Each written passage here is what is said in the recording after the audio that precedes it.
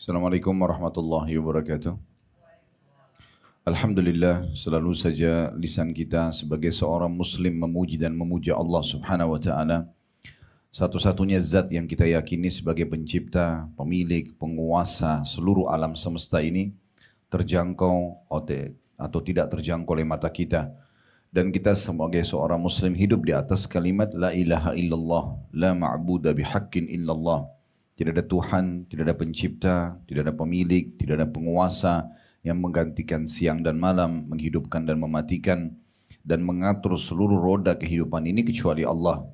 Dan Allah menggantungkan semua nikmatnya yang dia berikan kepada kita agar roda kehidupan di muka bumi ini bisa berjalan, dari makanan, minuman, pakaian, pendapatan, atau apa saja yang kita butuhkan, serta puncaknya dibalas nanti di surga di akhirat dengan dua kata atau dua kalimat atau satu kalimat tapi terdiri dari dua kata, itu alhamdulillah. Maka jadilah orang yang selalu membasahi lidah dan bibirnya dengan kalimat ini. Selanjutnya kita panjatkan salam hormat kita kepada utusan Allah Nabi besar Muhammad sallallahu alaihi wa alihi wasallam, sebagaimana Allah telah perintahkan kita untuk mengucapkan salam hormat tersebut. Dan tentu sebagai balas jasa 23 tahun dari masa hidup beliau dihabiskan untuk agama ini, 13 tahun fase Mekah dan 10 tahun fase Madinah, sehingga sampailah kepada kita panduan hidup yang kita bisa jadikan sebagai pegangan, yaitu agama Islam. Seperti biasa, ibu-ibu sekalian, kita akan lanjutkan bedah buku kita, amalan-amalan yang menyebabkan tertolaknya azab Allah Ta'ala, yang ditulis oleh Syekh Abdul Aziz Al-Musyaiqi. Dan buku ini sudah kita bedah sampai ke faktor ketiga. Dan perlu saya ingatkan kembali, sudah menjadi sebuah sistem sebenarnya. Dan kita juga tahu di alam kita manusia, setiap kali pelanggaran yang dilakukan kecil ataupun besar, itu akan mendatangkan konsekuensi hukuman. Apapun sifatnya, baik itu misal hardikan, teguran, atau mungkin ada yang sampai pada tingkat hukuman fisik. Ya. Yang kita tahu juga kadang-kadang di alam manusia ada penjara, ada segala macam hal yang mungkin merupakan hukuman, maka dihukum Allah subhanahu wa ta'ala juga sama. Ada konsekuensi hukuman dari setiap pelanggaran. Cuma bedanya di alam manusia ini kecil sekali kemungkinan kita dimaafkan. Kalau sudah melakukan pelanggaran, contoh ibu-ibu punya seorang pegawai mencuri uang. Seorang pembantu rumah tangga curi uang misalnya, dibawa uang 100 juta, 50 juta dibawa lari dari rumah. Mungkin kita sulit sekali untuk bisa memaafkan kecuali dia dihukum misalnya. Nah, kalau di alam Allah subhanahu, kalau Allah di sisi Allah subhanahu wa ta'ala berbeda. Allah subhanahu wa ta'ala itu memiliki sifat Ghaffar dan Ghafur. Ya, kalau pernah dengar ya, salah satu dari asma husna yang mulia adalah Ghafur, Ghaffar, zat yang maha suka sekali memaafkan. Allah itu justru zat yang sangat gembira kalau hambanya memohon maaf. Dan memohon maaf itu kalimat yang sederhananya adalah istighfar. Astagfirullah, ya, itu artinya saya mohon maaf ya Allah. Kalau ibu mau lebih lengkap lagi, diikutkan dengan taubat. Wa atubu ilaih. Apa itu taubat? Ikrar kalau ibu tidak akan ulangi. Jadi kalau kita mengatakan astagfirullah wa atubu ilaih, saya mohon maaf ya Allah dan saya janji tidak mau ulangi lagi. Nah, ini kesempurnaan. Tapi boleh saja kita cuma membaca istighfar. Contoh misalnya selepas sholat, sunnah Nabi SAW, begitu salam beliau membaca 3 kali astagfirullah, astagfirullah, astagfirullah. Tanpa ada tambahan lafaz lain. Nabi SAW tidak tambah dengan wa atubu ilaih atau yang lainnya. Dan termasuk bagian daripada kesempurnaan iman kita kalau kita mengikuti dan mencontohi kemurnian ajaran Nabi SAW. Kita boleh baca model istighfar yang lain kalau selain zikir habis sholat, tapi habis sholat karena ada penentuan jenisnya, jumlahnya, waktunya, maka kita ikuti seperti itu tanpa ditambah dan dikurangi. Kalau selepas salam Nabi SAW cuma baca setiap habis sholat astagfirullah, astagfirullah, astagfirullah. Mirip juga dengan zikir habis sholat, subhanallah 33, alhamdulillah 33, Allahu Akbar 33. Ini perhatikan ada penentuan jenisnya, waktunya, jumlahnya. Jangan ibu bilang, oh saya mampu baca 35 kok. Loh Rasulullah contohin 33, ya udah 33 aja. Ya. Maka seperti itu. Tapi kalau di luar penentuan seperti ini, misal ibu lagi duduk pengen baca subhanallah 100 kali. Misal siang, duhur seperti ini, lagi duduk santai, saya mau zikir kepada Allah. Baca subhanallah 100 kali, gak ada masalah. Baca subhanallah 1000 kali, gak ada masalah. Karena tidak ada penentuan dari Nabi SAW di waktu siang sampai asar, penentuan jenis waktu dan jumlah khusus. Tapi kalau ada penentuannya, kita harusnya memurnikan ajaran baginda Nabi alaihi salatu wassalam. Jangan ditambah-tambah, karena pasti Nabi mengikuti perintah dari Sang Pencipta Allah Subhanahu wa taala. Nah, istighfar ini Bapak Ibu sekalian mudah sekali diucapkan. Dan kita tidak harus nunggu ada kesalahan baru istighfar. Karena Allah menjadikan istighfar atau permohonan maaf kepadanya ini sebagai bentuk ibadah. Jadi biar kita lagi tidak buat salah, tapi kita mengatakan astagfirullah, astagfirullah misalnya, atau ditambah dengan astagfirullah wa atubu ilaih, tetap dicatat pahala di sisi Allah Subhanahu wa taala walaupun kita sedang tidak ada pelanggaran agama. Makanya kata Nabi SAW, aku sendiri, kata Nabi, beliau seorang Nabi dan utusan Allah, beristighfar dan bertaubat kepada Allah sehari 70, dalam riwayat lain 100 kali. Ya, jadi walaupun tidak ada dosa, ya, karena kita tahu Nabi Muhammad SAW, ya, sebagaimana Aisyah radhiyallahu anha mengatakan dalam hadis yang sahih pada saat melihat Nabi SAW sholat malam, dan saking seriusnya beliau sholat malam sampai kakinya pecah-pecah. Sallallahu alaihi wasallam kena lama berdiri. Maka Aisyah mengatakan, ya Rasulullah, kenapa Anda lakukan ini? Sementara Anda ini orang yang sudah diampuni dosanya yang lalu dan akan datang. Jadi khusus nabi-nabi, ibu-ibu sekalian itu, mereka kalaupun belum buat dosa, ya, kalaupun nanti buat dosa misalnya, tetap sebelum mereka lakukan sudah dimaafkan. Itu khusus nabi-nabi.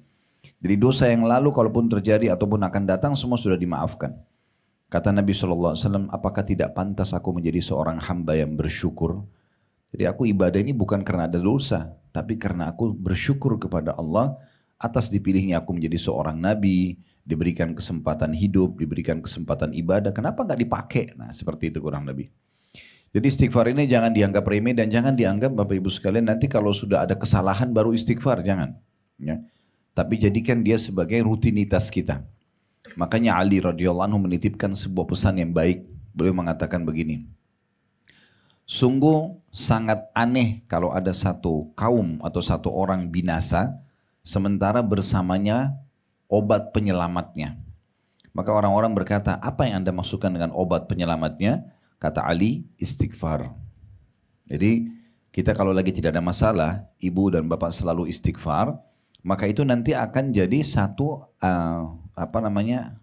kalau kayak kita obat yang kita taruh ya, kapan kita sakit lalu diminum. Nah, seperti itu, dia kayak cadangan sebenarnya.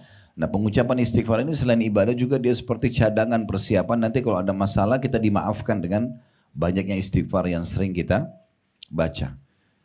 Bahkan istighfar ini, Bapak Ibu sekalian, bisa mendatangkan hajat-hajat yang kita inginkan. Bahkan bisa dipercepat. Makanya Imam Ahmad rahimahullah, kalau pernah dengar Imam Ahmad ini muridnya Imam Syafi'i. Karena ada 4 madhab ya. Ada madhab Abu Hanifah atau madhab Hanafi. Dipimpin atau dibentuk oleh, dirujukkan kepada Imam Abu Hanifah, dikenal dengan madhab Hanafi. Kemudian ada Imam Malik, dikenal madhabnya dengan Malikiyah. Ada Imam Syafi'i, madhabnya Syafi'iyah. Dan ada Imam Ahmad, madhabnya Hanabilah. Nah, Imam Ahmad ini muridnya Imam Syafi'i, dari 4 mazhab ini, beliau di akhir hidupnya sudah sangat tua. Semua rambutnya putih, jenggotnya putih.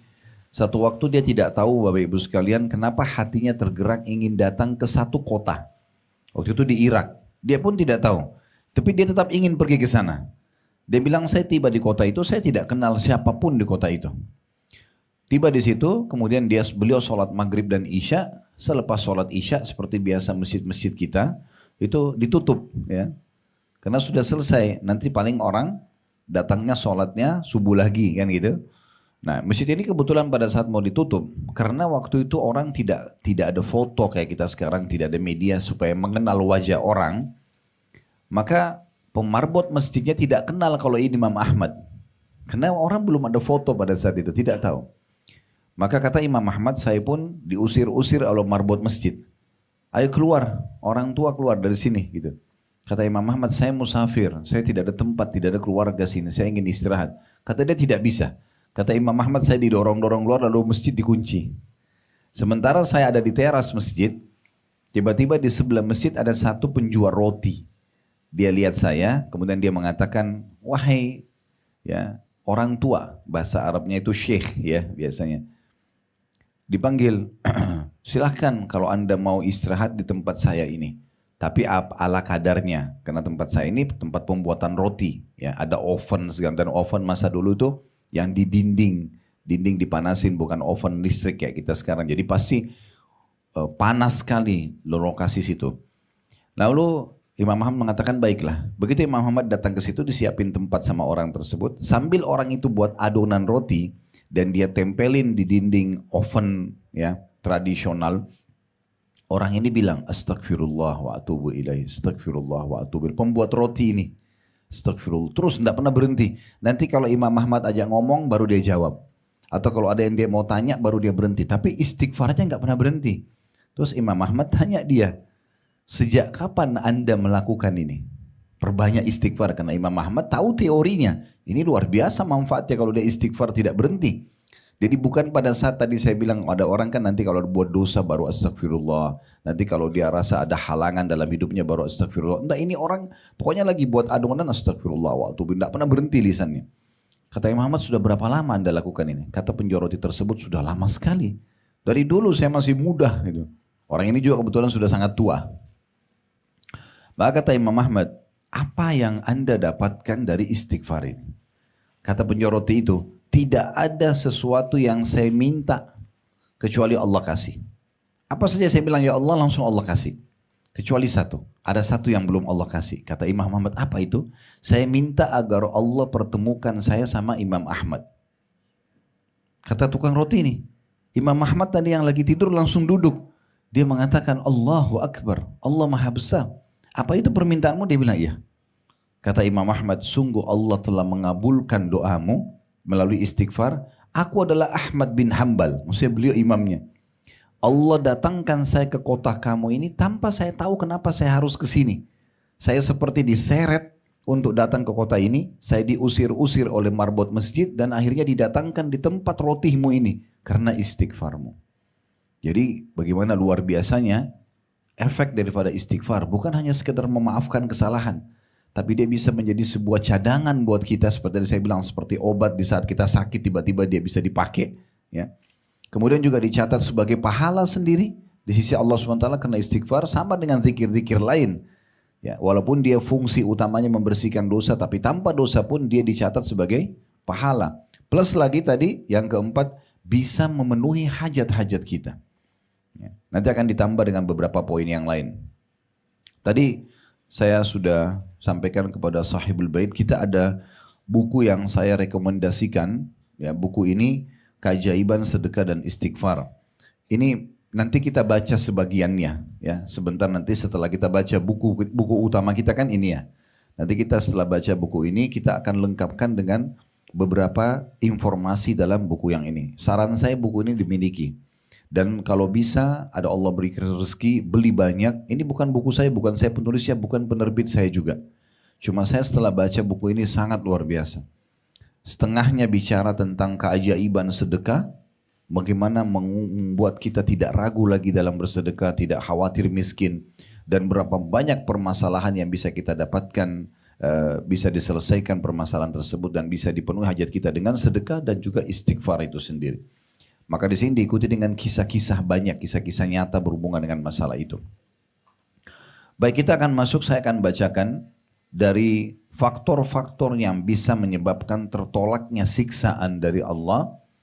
Kalau yang faktor ketiga yang bulan lalu kita bahas doa, sekarang kita bahas faktor keempat di halaman 38, istighfar atau memohon ampun atau memohon maaf. Saya bacakan perkataan penulis ini, istighfar adalah memohon magfirah, yaitu ditutupi dan dihapuskan pengaruh dosa. Perhatikan kata-kata pengaruh dosa. Maksudnya pengaruh dosa, tidak ada dosa yang kita buat pelanggaran kecuali ada efeknya. bisa mendatangkan konsekuensi hukum. Jadi dihilangkan dengan istighfar efek dan pengaruh yang bisa mendatangkan hukuman. Diambil dari kata-kata al-ghafr dan darinya muncul kata-kata al-mikfar, yaitu apa yang dipakai di bawah besi penutup kepala. Istighfar adalah meminta agar dosa-dosa ditutupi, dihapuskan pengaruh-pengaruhnya, dan tidak diberikan hukuman atas dosa tersebut. Nah, bagi yang pegang bukunya tolong digarisbawahi 3 poin itu. Itu penting sekali ya. Karena dikatakan di sini istighfar adalah meminta agar dosa-dosa ditutupi. Ini poin pertama. Berarti supaya tidak terekspos. Kalaupun kita buat salah, kita istighfar. Istighfar itu fungsi utamanya di sini. Yang pertama adalah menutupi dosa itu, supaya tidak ada yang tahu. Ya. Kemudian yang kedua, dihapuskan pengaruh-pengaruhnya, efek-efeknya. Ya. Kemudian yang ketiga, tidak diberikan hukuman atas dosa tersebut. Jadi 3 hal ini saja kalau kita dapatkan, itu sudah luar biasa. Apalagi kalau ditambah dengan faidah-faidah yang lain. Istighfar disinyalir dalam Al-Quran itu ya, lebih dari 50 ayat. Lebih dari 50 ayat. Ayat Al-Quran ada 6.000 sekian ayat. 50 ayat itu berisikan istighfar. Allah menamakan untuk dirinya, N-nya besar kata ganti Allah, dengan nama-nama yang menunjukkan hal tersebut. Seperti Al-Ghafur, Ar-Rahim, dan At-Tawwab. Untuk memberikan motivasi kepada para hambanya. Al-Ghafur berarti yang paling suka atau yang maha menyukai memaafkan kesalahan hamba-hambanya. Ar-Rahim maha penyayang dan pengasih. Kemudian At-Tawwab yang suka menerima janji ikrar dari hambanya yang tidak mau mengulangi lagi kesalahannya. Dan juga dari sini untuk memberikan motivasi kepada para hamba-hambanya dan menyuruh mereka supaya memperbanyak istighfar. Dan menundukkan lisan mereka dengan ibadah agung ini yang menjadikan hamba merasa bahwa dia memiliki Rob yang akan menghukumnya karena dosa. Nah, ini efek yang lain. Kalau seseorang suka istighfar, maka Allah akan munculkan dalam hatinya perasaan iman, pengawasan dari Allah Subhanahu wa taala, sehingga dia selalu khawatir kalau buat dosa. Istighfar itu mendatangkan itu. Dia khawatir karena dia tahu ada Tuhan yang bisa menghukum dia. Dengan banyak istighfar muncul perasaan itu dalam hati kita. Istighfar adalah salah satu sebab besar untuk mendapatkan kebaikan dan dihindarkan dari keburukan di dunia dan di akhirat. Ini efek yang lain lagi. Kalau tadi ada 3 poin yang saya minta Bapak Ibu garis bawahi tadi, ya, di halaman 38-nya, istighfar ya, adalah minta agar dosa-dosa ditutupi, itu satu. Kemudian yang kedua dihapuskan pengaruh-pengaruhnya. Yang ketiga, tidak diberikan hukuman atas dosa tersebut. Nah, kita bisa tambahkan yang keempat, yaitu di poin ini ya, istighfar itu akan di halaman 39 di atas sekali, menjadikan hamba merasa bahwa dia memiliki Rob yang akan menghukumnya karena dosa. Munculnya perasaan kalau orang banyak istighfar, kalau dia punya Tuhan dan dia khawatir mengulanginya karena akan dihukum. Yang kelima, paragraf setelahnya, istighfar adalah salah satu sebab yang mendatangkan dan juga untuk mendapatkan kebaikan dan dihindarkan dari keburukan di dunia dan di akhirat. Ini mirip tadi kisah Imam Ahmad rahimahullah. Mulailah beliau mengangkat ayat-ayat Al-Quran yang berbicara tentang anjuran istighfar. Dalam surah Hud ayat 3, Allah berfirman, wa anistaghfiru rabbakum thumma tubu ilaihi yumatti'akum mata'an hasanan ila ajalin musamma. Hendaklah kamu memohon ampunan kepada Tuhanmu dan bertaubat kepadanya. Istighfar dan bertaubat. Kalau kita gabung astagfirullah wa atubu ilaih. Niscaya manfaatnya dia, D-nya besar kata ganti Allah, dia akan memberikan kenikmatan yang baik kepadamu.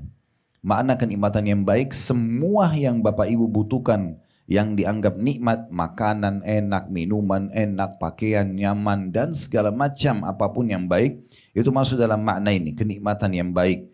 Kalau dia beristighfar dan bertaubat kepada Allah dan dia rutinkan, maka niscaya Allah akan memberikan kenikmatan yang baik kepadanya sampai waktu yang telah ditentukan. Maksudnya sampai ajalnya datang. Ini kata penulis berisikan kabar yang baik dari istighfar dan bahwa itu merupakan faktor kenikmatan yang baik, kelapangan dalam ajal dan bertambahnya karunia. Kelapangan dalam ajal maksudnya bisa saja diberkahi dan dipanjangkan umurnya. Istighfar adalah penyebab diperbanyak dan dianugerahkan harta, anak dan buah-buahan serta diturunkan keberkahan dari langit ke muka bumi. Jadi kalau kita lanjutkan tadi poinnya di paragraf di halaman 39 paragraf kedua itu poin kelima, istighfar adalah salah satu sebab datangnya kebaikan. Kemudian poin yang keenam ya, ini adalah di paragraf yang nomor 2 dari bawah.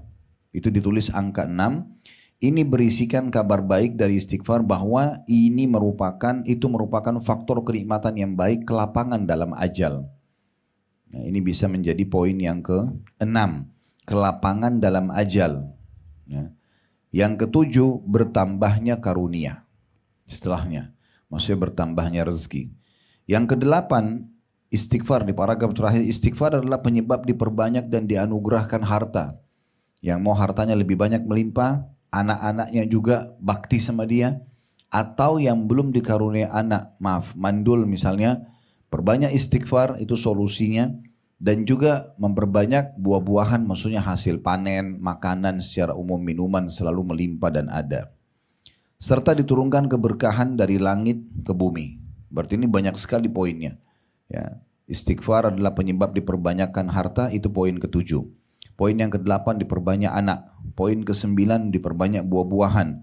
Poin ke-10 bisa mendapatkan keberkahan dari langit ke bumi. Bisa ditangkap ini ya yang saya sampaikan? Oke. Allah berfirman dalam surah Nuh ayat 10 sampai ayat 12 yang menjelaskan kepada kita istighfar itu akan memperbanyak harta, memperbanyak keturunan dan juga memperbanyak buah-buahan ya atau makanan dan minuman atau kebutuhan kita terpenuhi. Dalam surah Nuh surah ayat 10 sampai ayat 12 di sini cuma disebutkan, tidak disebutkan urutan surahnya.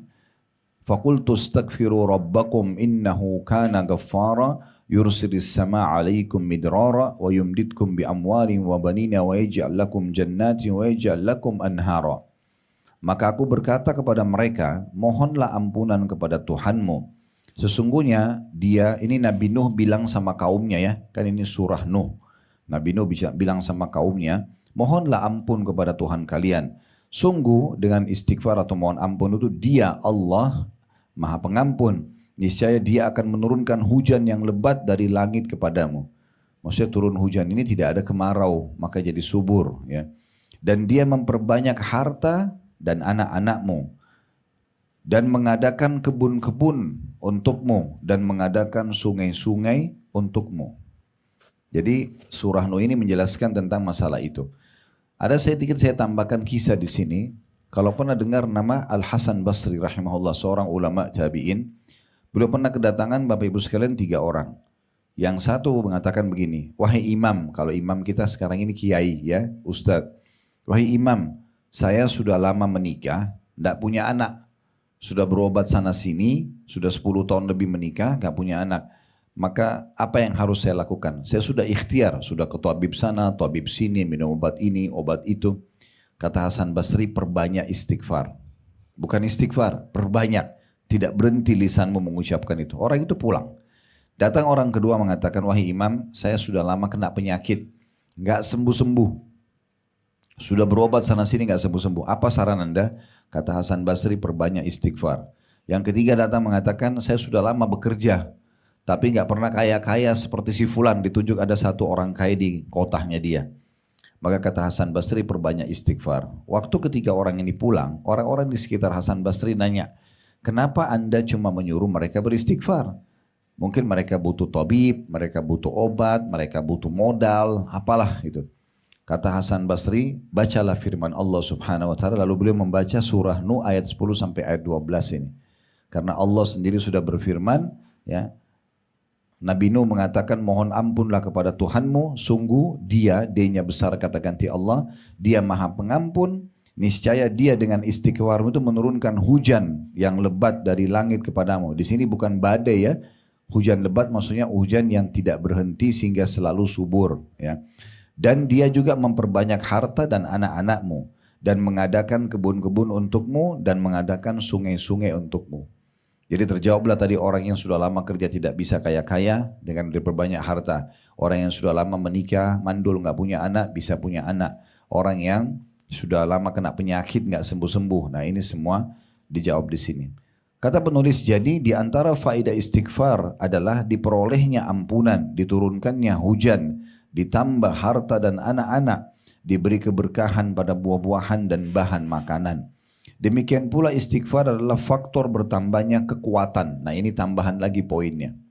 Ya, kalau tadi sudah sampai poin ke-9 atau ke-10, ini bisa kita tambahkan poin selanjutnya, yaitu ditambahkan kekuatan fisik.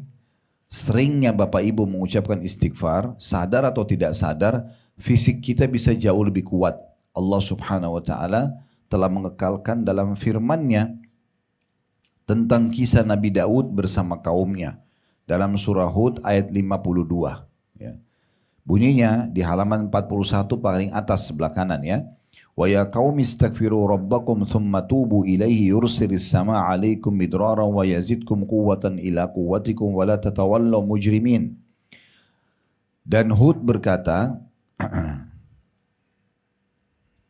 nah ini kisah Nabi Hud, maaf tadi mungkin di lembaran sebelumnya halaman 40 itu keliru, bukan kisah Daud tapi kisah Nabi Hud alaihissalam. Dan Hud berkata, wahai kaumku, mohonlah ampunan kepada Tuhanmu lalu bertobatlah kepadanya. Astagfirullah wa atubu ilaih.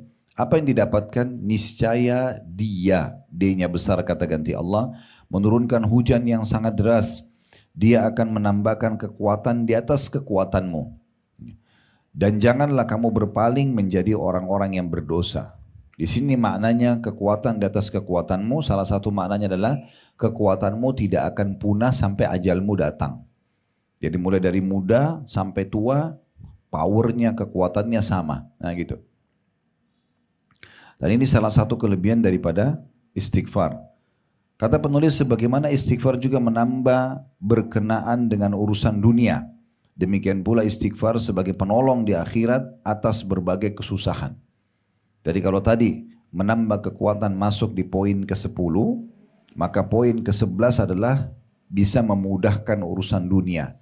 Bisa mendapatkan juga dan mendapatkan yang terbaik di akhirat dan memudahkan urusan di akhirat. Sebagaimana sabda Nabi Muhammad SAW di halaman 41, Tuba liman wajada fi sahifati istighfaran katsira. Beruntunglah, selamatlah ya bagi orang yang mendapati dalam catatan amalnya, maksudnya di buku amalnya yang dia terima hari kiamat, istighfar yang banyak. Istighfar yang banyak. Jadi kata penulis, istighfar menambah kekuatan pada tubuh hamba, lalu ia bisa menikmati anggota tubuh, indera dan akalnya. Demikian pula istighfar adalah kekuatan baginya dalam melakukan ketaatan kepada Allah. Dengan demikian istighfar adalah kekuatan dalam meraih segala kebaikan baik di dunia maupun di akhirat.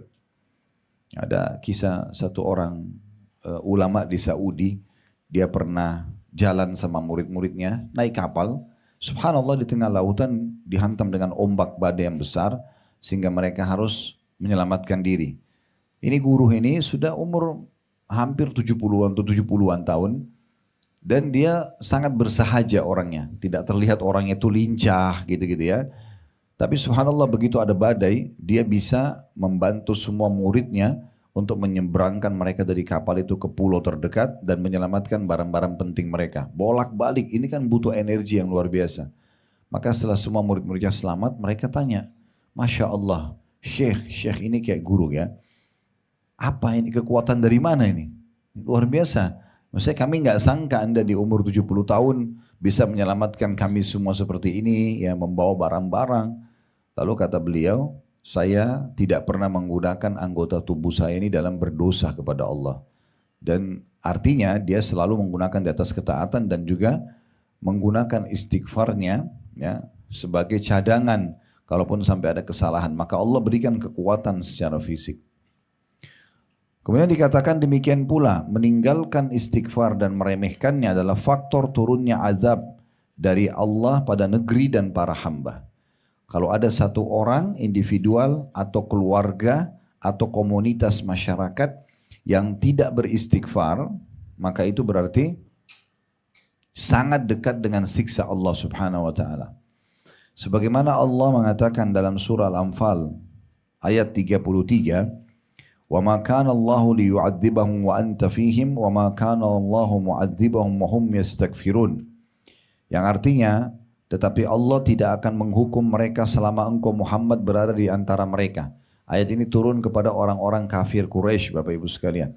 Karena mereka sembah berhala, mereka makan bangkai, dan segala macam pelanggaran agama mereka lakukan. Tapi ada di antara mereka bahkan yang menantang, mengatakan, "Hai Muhammad, datangkan saja siksa Allah kepada kami." Maka Allah turunkan firman-Nya ini, "Sungguhnya Allah tidak akan menghukum mereka selama kau ada di tengah-tengah mereka, hai Muhammad."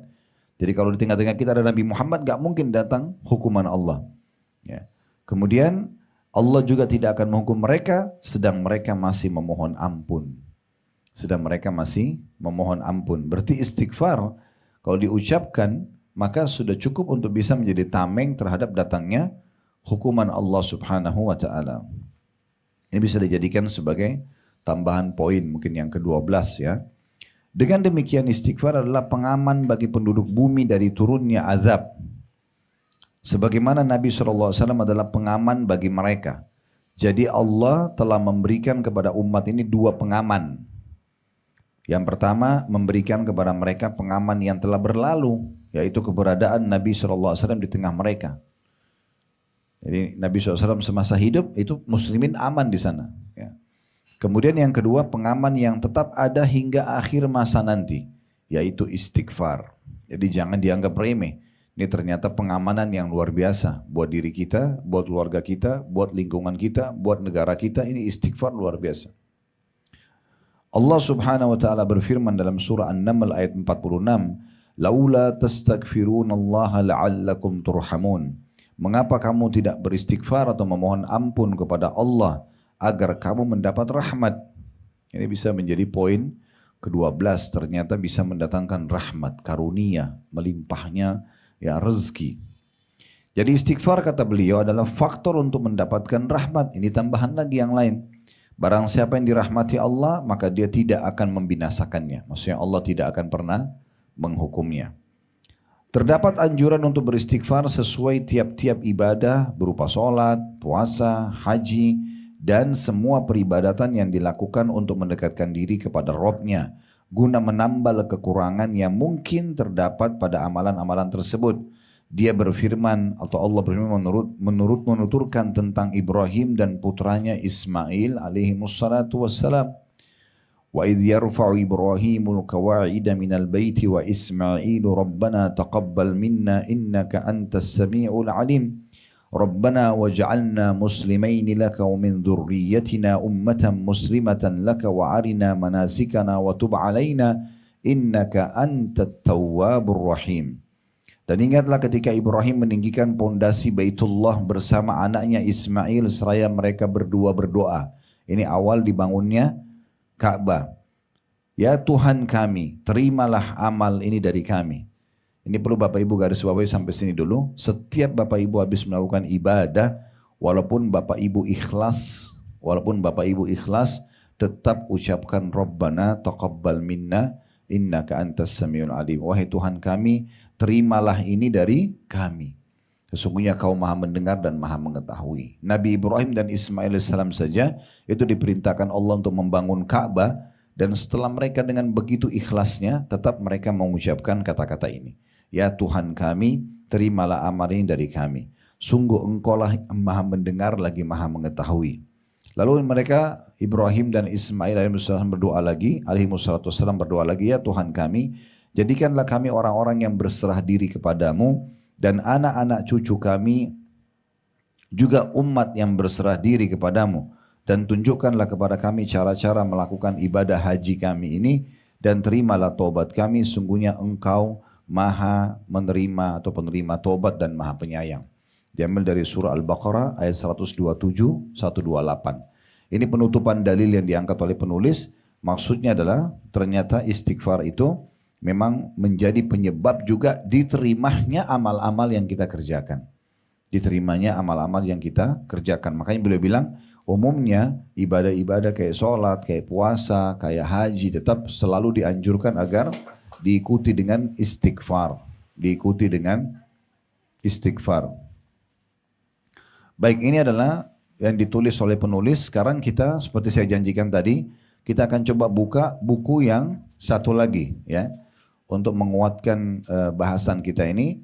Dan sebelum kita pindah ke buku yang satu, saya mengingatkan insya Allah ke depannya kita akan bahas faktor kelima, masalah melakukan yang ma'ruf atau yang baik-baik yang diperintahkan oleh Allah SWT dan mencegah dari kemungkaran atau apapun yang Allah larang.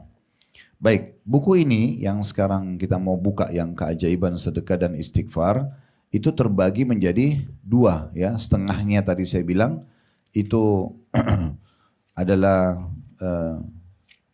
sedekah, dan setengahnya lagi itu adalah istighfar. Nah, istighfar ini dimulai Bapak Ibu sekalian di halaman 71 ke atas itu ya. Sebelumnya itu semua tentang sedekah. Baik, tentu tidak semua buku ini kita baca. Saya akan coba ambil poin-poin yang terpenting. Nanti Bapak Ibu bisa baca di rumah ya tentang masalah istighfar ini. Ya, kita mulai di halaman 88. Di buku yang kedua ya, buku yang ini. Sudah lihat di halaman 88, di situ ada perkataan salaf tentang istighfar. Udah ya? Baik.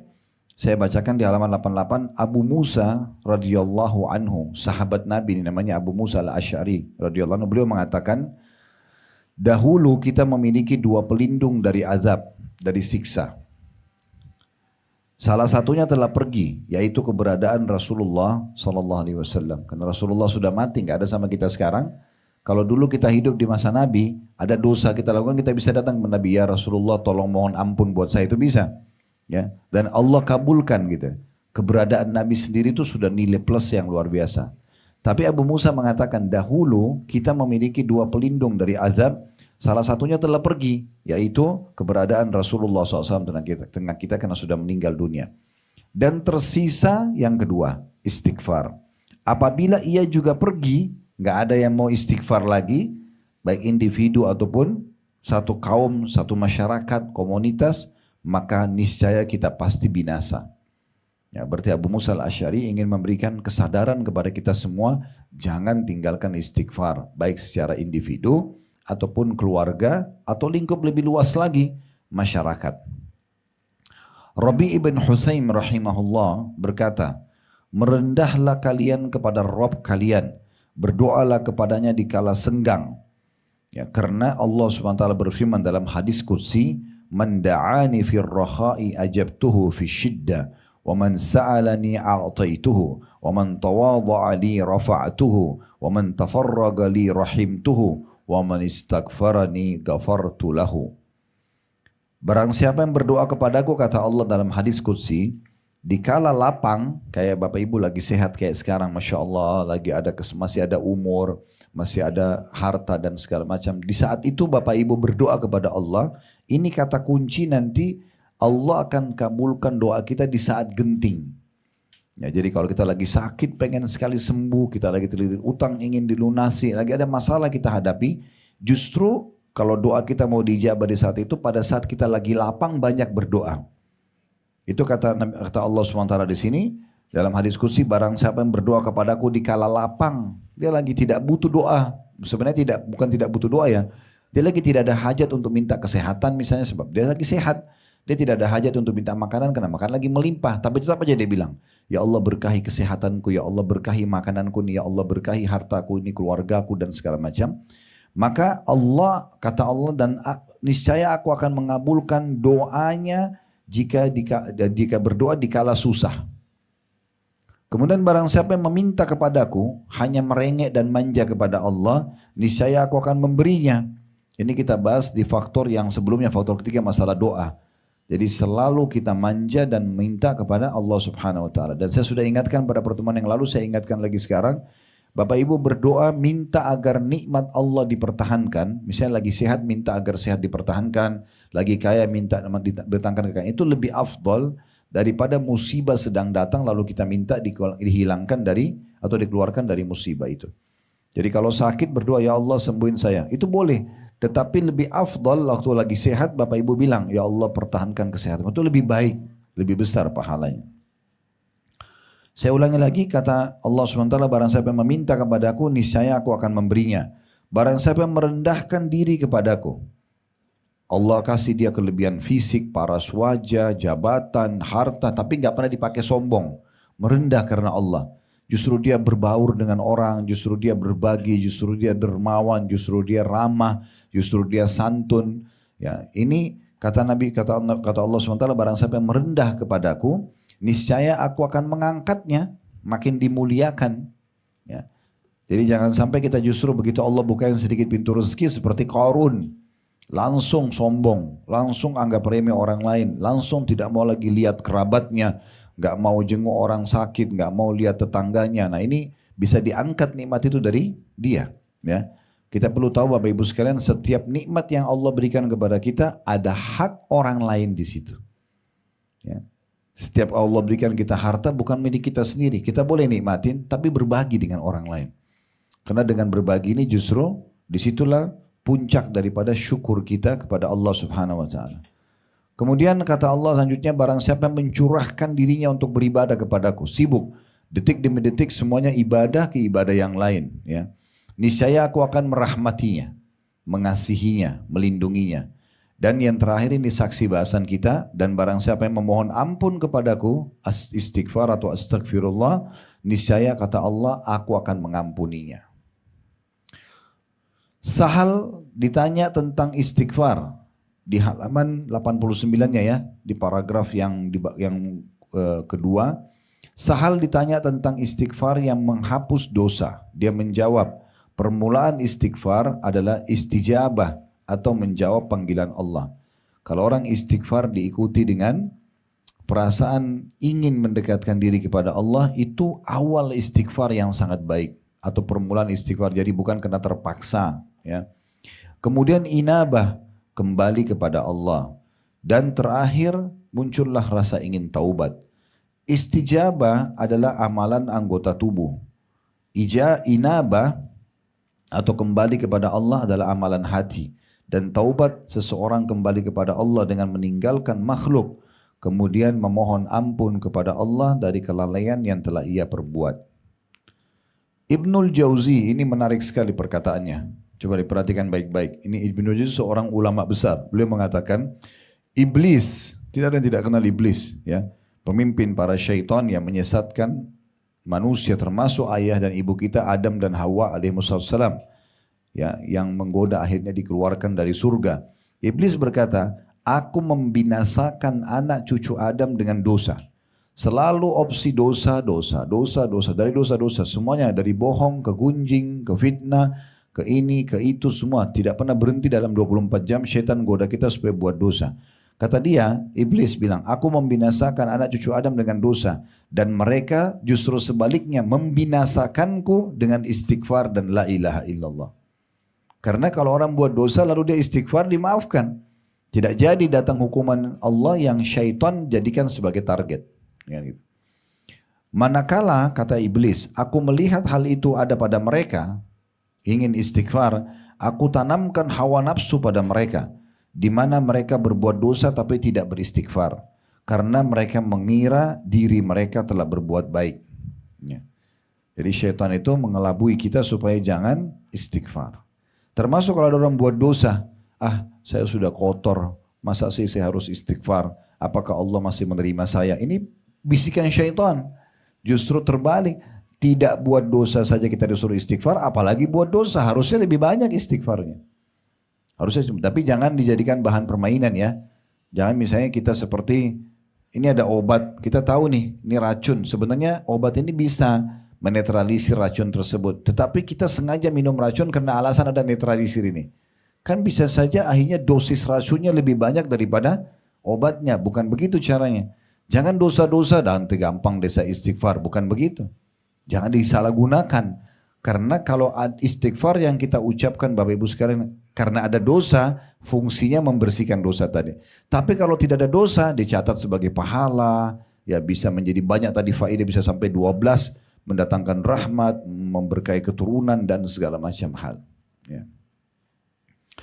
Selanjutnya Qatadah rahimahullah berkata di paragraf terakhir di halaman 89, Al-Quran menunjuki kalian penyakit dan obat penyembuh kalian. Sumber penyakit kita semua sudah ditunjukin sama Al-Quran. Satu permasalahannya. Ini satu penyakit saja. Semuanya ikut dari ini, masalah satu ini. Dan juga sudah disampaikan obat penyembuh dari penyakit itu. Sumber semua permasalahan satu. Obatnya juga satu. Ya. Penyakit kalian adalah dosa. Semua masalah kita ini kalau muncul, ributnya suami istri, anak, durhaka, permasalahan di pekerjaan, apalah penyakit kronis yang gak sembuh, dosa. Gak ada yang lain. Karena pelanggaran. Maka kata beliau, penyakit kalian adalah dosa. Dan obat penyembuh kalian tidak ada kecuali istighfar. Berarti sebelum ke dokter, sebelum minum obat, istighfar dulu. Gitu kan? Istighfar dulu, mohon maaf kepada Allah. Allah akan jadikan obat itu penyebab sembuh kita. Kan begitu. Jangan Allah kita jadikan dan mohon ampun kepadanya nomor ke-30. Sakit ke dokter 1, dokter 2, sudah mentok 30 dokter nggak bisa sembuh, baru sholat malam, baru istighfar kepada Allah. Ini keliru. Makanya Allah ajarkan kepada kita agar selalu berhubungan dengan Allah di awal aktivitas kita.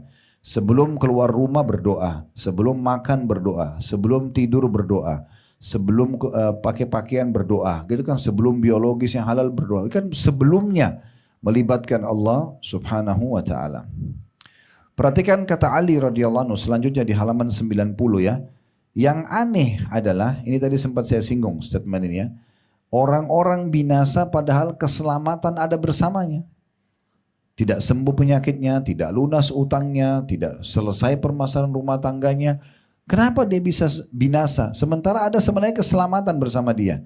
Maka beliau ditanya oleh orang-orang, apa keselamatan yang Anda maksudkan? Kata Ali, istighfar. Perbanyak istighfar. Ali juga berkata, tidaklah seorang hamba diilhami oleh Allah Subhanahu wa taala untuk istighfar. Tiba-tiba lisannya mau bilang astagfirullah wa atubu ilaih. Sementara dia, D-nya kata ganti Allah ini, makanya dibesarkan. Sementara dia, maksudnya Allah berkehendak untuk mengazabnya. Kalau Bapak Ibu masih bisa bilang astagfirullah, berarti Allah mau kita tidak dihukum. Karena kalau Allah mau kan Allah bisa buat lisan kita nggak ngucapin, kan gitu. Berarti kalau Allah masih mudahkan kita itu luar biasa. Bapak Ibu dimudahkan oleh Allah mau luangin waktu duduk dengerin ceramah begini, itu berarti Allah mau kebaikan buat kita. Sama juga dengan saya. Allah mudahin saya ingin datang mau ngajar. Allah ilhamkan ilmu yang bisa kita berbagi. Itu luar biasa. Pemilihan dari Allah. Kalau Allah nggak makasih itu bisa saja kita malah berada di tempat-tempat yang salah. Na'udzubillah. Ya, kemaksiatan, pelanggaran dan seterusnya. Seseorang yang soleh pernah berkata statement selanjutnya. Hamba berada di antara dosa dan nikmat. Kita bisa menikmati kenikmatan. Kita juga bisa berbuat dosa. Keduanya tidak akan menjadi baik kecuali bersyukur dan istighfar. Nikmat dengan bersyukur, dosa pelanggaran dengan istighfar. Baru jadi baik. Diriwayatkan dari Luqman alaihi salatu wassalam. Luqman al-Hakim, seorang Nabi Allah dan Allah namakan dalam Al-Quran surah Luqman. Ya, bahwa dia berwasiat kepada putranya, wahai anakku. Ya, saya ingin tanya sebelum saya baca ini. Bapak Ibu kalau dibilang, Bapak Ibu ada waktu mustajab. Ya, diterimanya doa misalnya antara azan iqamah, pas lagi azan misalnya saya bilang Bapak Ibu ini waktu mustajab doa, kira-kira Bapak Ibu akan minta apa sama Allah? Hajat ya, hajat kan, misalnya kita bilang ya Allah penuhi ya, limpahkan rezeki saya, ya Allah panjangkan umur saya, misalnya kita minta gitu ya. Tapi Luqman Hakim beda alaihissalam, perhatikan apa wasiat kepada anaknya. Dia bilang, wahai anakku, Allah memiliki beberapa waktu, tidak ditolak orang yang meminta pada waktu itu. Maka beliau tidak bilang, minta hajat-hajatmu, perbanyak istighfar. Di waktu mustajab doa saja, gunakan untuk istighfar. Karena orang kalau dimaafkan oleh Allah, berarti secara otomatis semua fasilitasnya akan dikasih setelah itu. Seperti sudah ada pemutihan, nah sekarang setelah itu silakan dikasih kesehatan, dikasih segala macam dengan istighfar. Jadi istighfar luar biasa. Ini wasiat seorang nabi kepada anaknya. Justru waktu mustajab gunakan istighfar kepada Allah. Aisyah berkata radhiyallahu anha, tuba bagi yang mendapatkan banyak istighfar dalam buku catatan amal.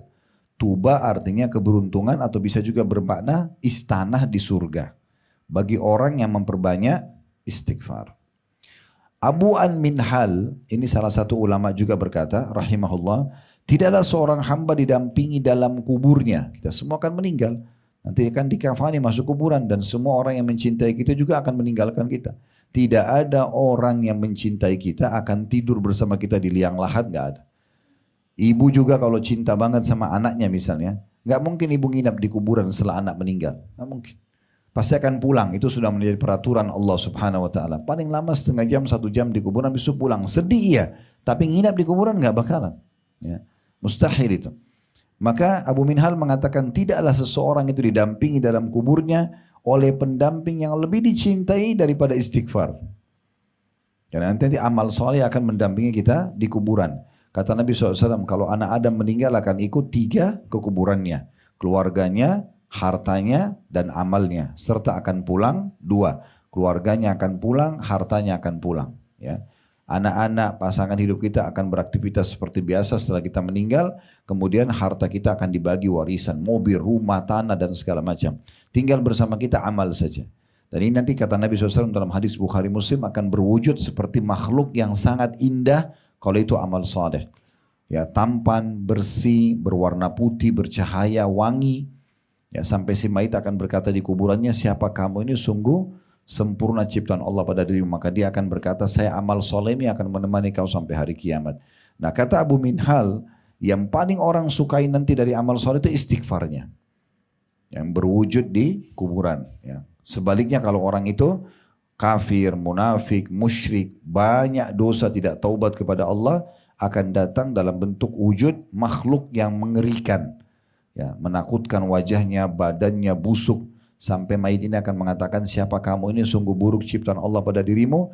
Maka dia mengatakan, saya dosamu yang akan menemani kau sampai hari kiamat. Oleh karena itu Abu Minhal memberikan kepada kita solusi yang paling baik. Perbanyak istighfar, karena semua orang yang mati itu nanti akan sangat senang sekali. Dia akan sangat bangga dan senang di saat dia melihat istighfar yang menemani dia di kuburannya. Selanjutnya statement yang di bawah di halaman 90 yang paling terakhir di halaman 90 tapi masih ada di sebelah halaman 91 ya. Al-Hasan Basri rahimahullah berkata, perbanyaklah istighfar di rumah-rumah kalian, di meja-meja makan kalian, di jalan-jalan kalian, di pasar-pasar kalian, dan di majlis-majlis kalian, karena kalian tidak tahu kapan ampunan akan turun.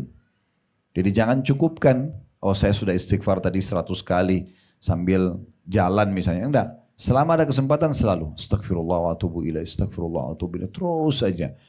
Bahkan kalau perlu lagi aktif, selama bukan di tempat yang dilarang zikir ya. Kalau dilarang zikir kan maaf di WC, ya itu nggak boleh.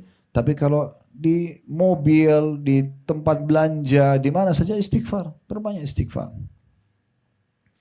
Ada statement selanjutnya di halaman 91, seorang badui orang tinggal di padang pasir, berkata, siapa yang ingin menjadi tetangga kami di tanah kami, siapa yang mau jadi tetangga kami di sini, ya, maka apa syaratnya?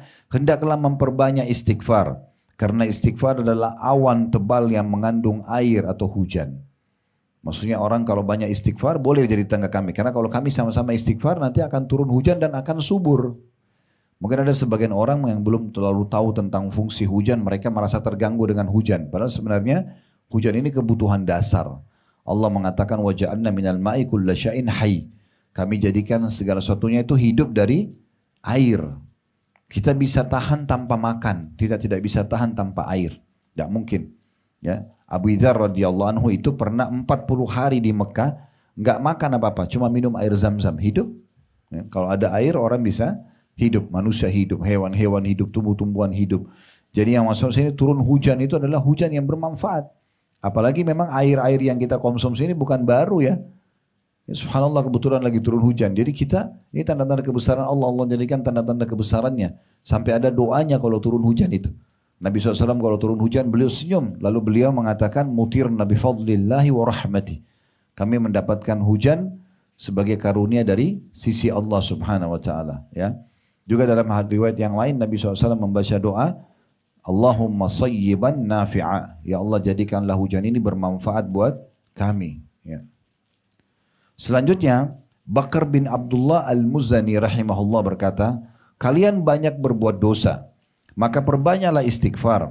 Karena seseorang kalau menemukan istighfar di dalam catatan amalnya pada setiap jarak 2 baris di buku amal nanti hari kiamat, maka dia akan sangat senang melihat tempat itu. Terakhir Ibnu Taimiyah berkata rahimahullah, statement terakhir para salaf di sini, pikiranku kadang-kadang terpaku pada sebuah masalah yang sulit bagiku. Ibnu Taimiyah ini ulama besar. Beliau mengatakan, pernah kadang-kadang ada satu masalah tidak bisa terpecahkan di pikiranku. Lalu aku beristighfar kepada Allah 1000 kali. Astagfirullah, astagfirullah. Terus 1000 kali beliau mengatakan, sampai dadaku dilapangkan dan masalah yang sulit terpecahkan. Aku kadang berada di pasar, masjid, atau sekolah. Tapi hal itu tidak menghalangiku dari zikir dan istighfar sampai aku meraih apa yang aku inginkan.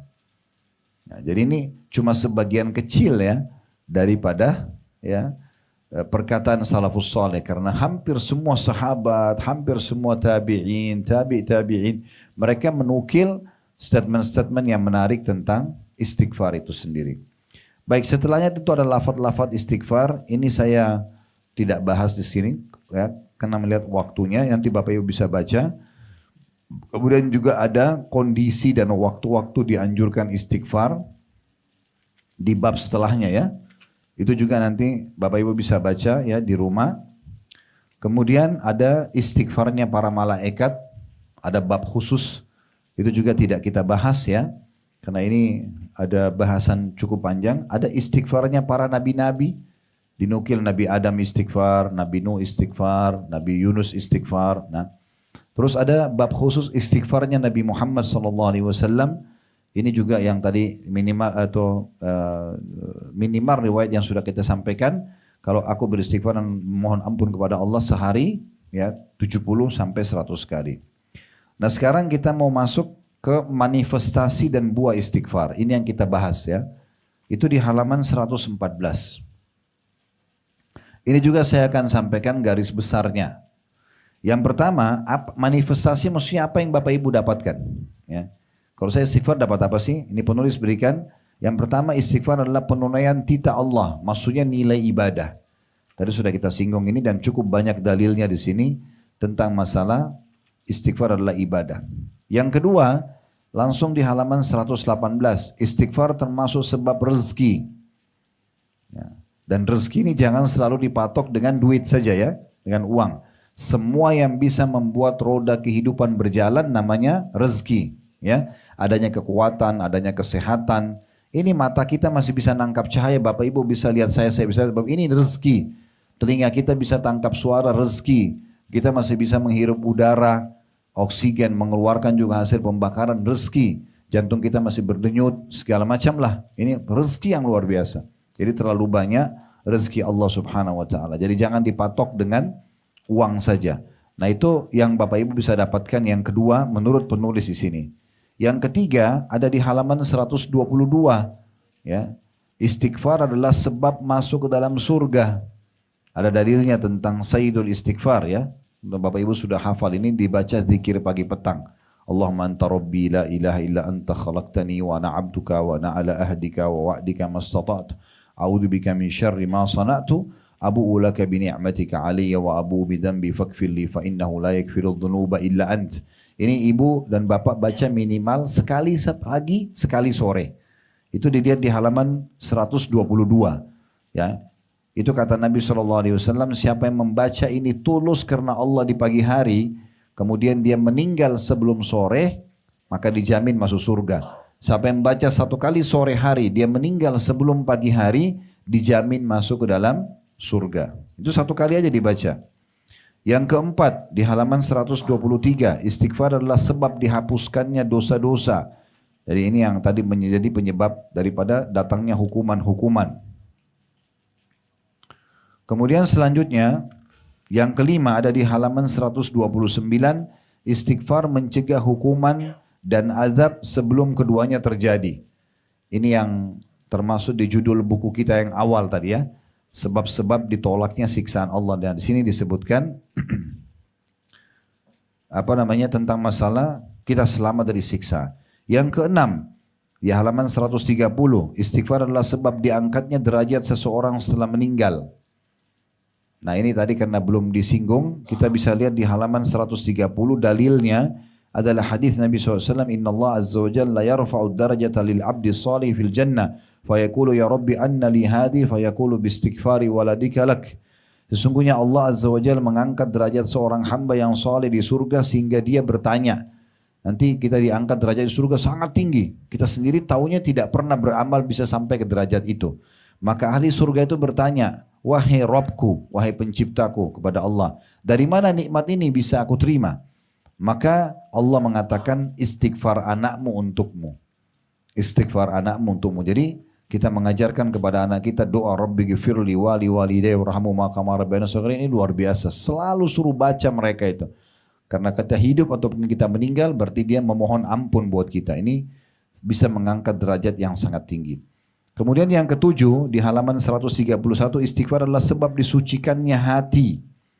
Jadi kita kalau buat dosa, dalam hati kita itu ada titik warna hitam. Kalau buat dosa lagi titik hitam lagi. Terus begitu sampai hatinya jadi kelam dan keras, lebih keras dari batu.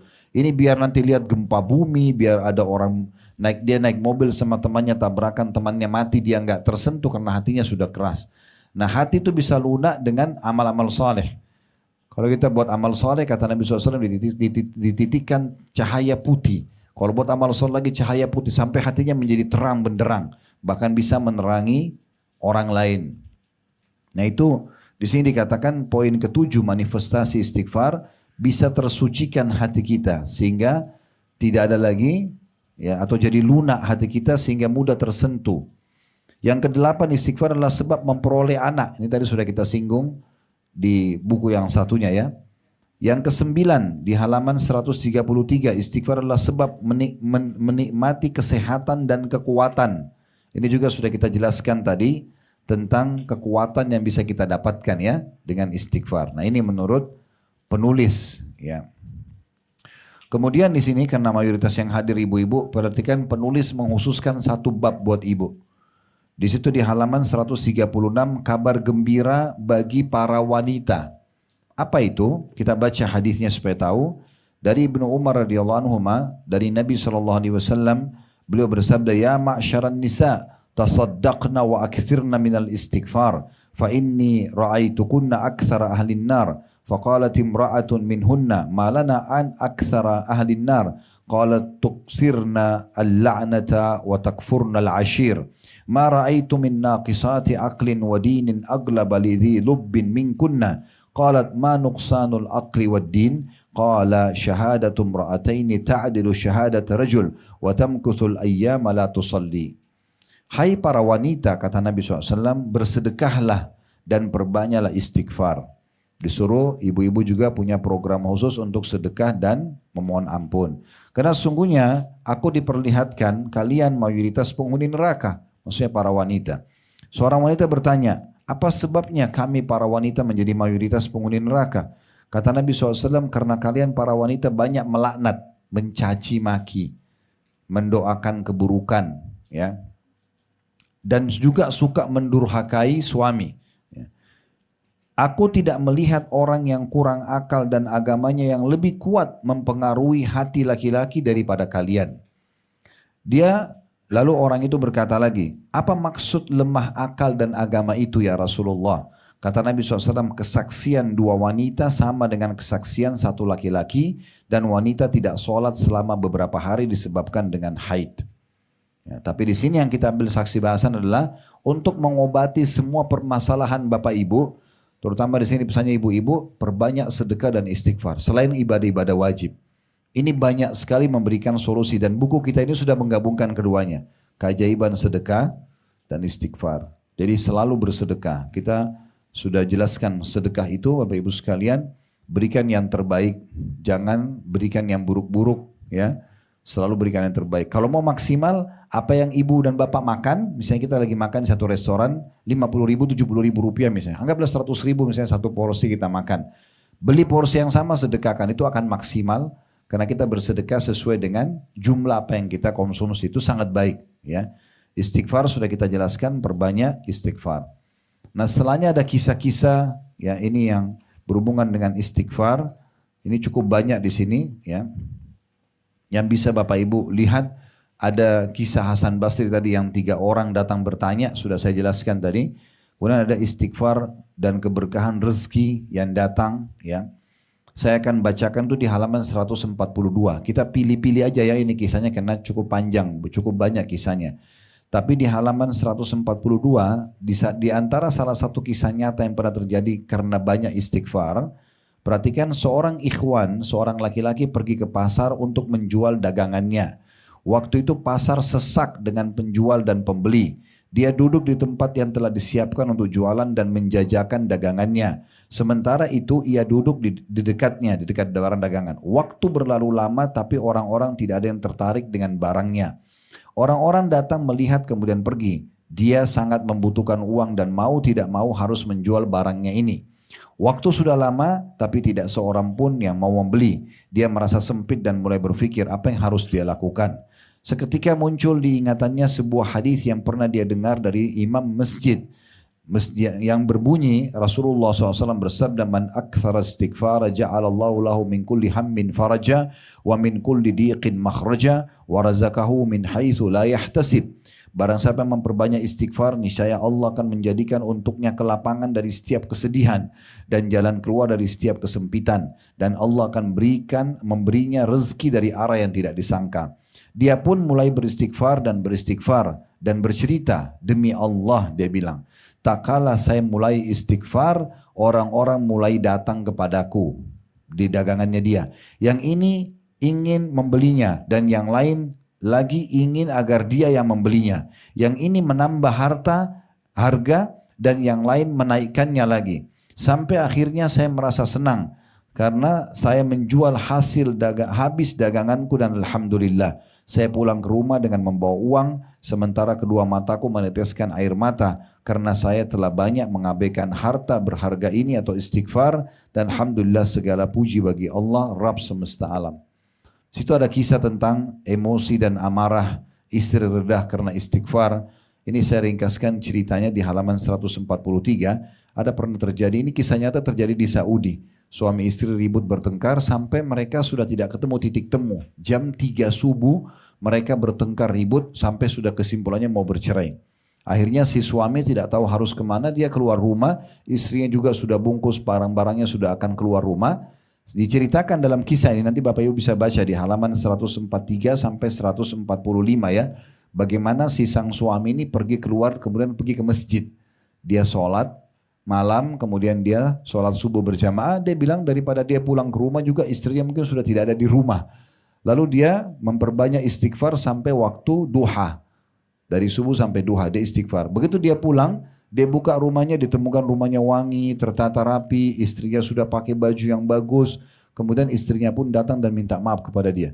Lalu dia mengatakan, bukankah tadinya kau sudah ingin pergi dan ingin bercerai? Dia mengatakan, saya tidak tahu kenapa saya merasa bersalah dan saya ingin memperbaikinya. Kata dia dalam hatinya, ini pasti akibat daripada istighfar tadi yang dibaca. Itu diangkat kisahnya di situ. Dan cukup banyak, tentunya ada beberapa kisah-kisah di situ Bapak Ibu sekalian yang tidak semuanya kita angkat, tetapi di sini ya bisa dilihat yang tadi saya bilang kisah Imam Ahmad itu, tukang roti ya, itu ada di halaman 150. Ada di halaman 150. Nanti bisa ini bisa ibu-ibu bacain buat suami, bacain buat anak-anak ya, yang punya cucu bisa dibacain. Ini menarik sekali kisahnya. Bisa dijadikan sebagai bahan cerita. Kemudian juga ada yang menarik di situ adalah istighfar dan gempa di halaman 151 itu. Itu yang terakhir sekali kisahnya di buku ini. Saya akan bacakan ini sebagai penutup dan kita buka pertanyaan setelah ini ya. Dalam gempa di Pakistan, kata penulis, yang diketahui banyak orang di mana korbannya mencapai ribuan. Pertolongan Allah Subhanahu wa taala berkenan menyelamatkan seorang laki-laki dari kematian. Pada saat gempa, dia berada di rumah sedang menyantap makanannya. Kemudian dia beranjak ke tempat tidurnya untuk sedikit istirahat. Saat dia terlentang di atas kasurnya, tiba-tiba gempa dahsyat terjadi. Kamar bergetar hebat, bahkan seluruh rumah. Atap di atasnya mulai retak dan dia melihatnya. Begitu dahsyatnya hingga dia tidak bisa bergerak dari tempatnya. Tembok-tembok kamar mulai berjatuhan di hadapan matanya. Dia tidak bisa berbuat apa-apa kecuali beristighfar. Mengucapkan astagfirullah, astagfirullah. Dan terus berkelanjutan sementara atap pun mulai jatuh. Peristiwa ini terjadi begitu singkat, tidak lebih dari beberapa menit saja. Allah Azza wa Jal berkehendak menyelamatkan orang ini. Dia menceritakan dirinya. Atap yang terbuat dari tanah Khurasan yang tebal. Khurasan itu wilayah Iran ya. Yang tebal benar-benar jatuh. Tetapi Alhamdulillah reruntuhannya jatuh di seluruh pojok ruangan kecuali tempat yang saya berada di sana. Saya bangkit dan segera keluar. Saya pun memuji Allah Subhanahu wa taala. Lalu saya berkata, sungguh benar sabda Nabi SAW, man lazima al-istighfara ja'alallahu lahu min kulli hammin faraja wa min kulli dikin makhraja wa razaqahu min haitsu la yahtasib. Barang siapa yang rutin beristighfar, kata Nabi SAW, niscaya Allah akan menjadikan untuknya kelapangan dari setiap kesedihan dan juga jalan keluar dari setiap kesempitan. Dan Allah memberinya rezeki dari arah yang tidak disangka-sangka. Jadi cukup banyak dan ini kita cuma ringkaskan ya. Kalau Bapak Ibu nanti baca pelan-pelan di rumah akan lebih banyak manfaat yang bisa diambil insya Allah. Kalau ada benar dari Allah, ada salah dari saya mohon dimaafkan. Subhanakallahumma bihamdika asyhadu an la ilaha illa anta astaghfiruka wa atubu ilaik. Wassalamualaikum warahmatullahi wabarakatuh.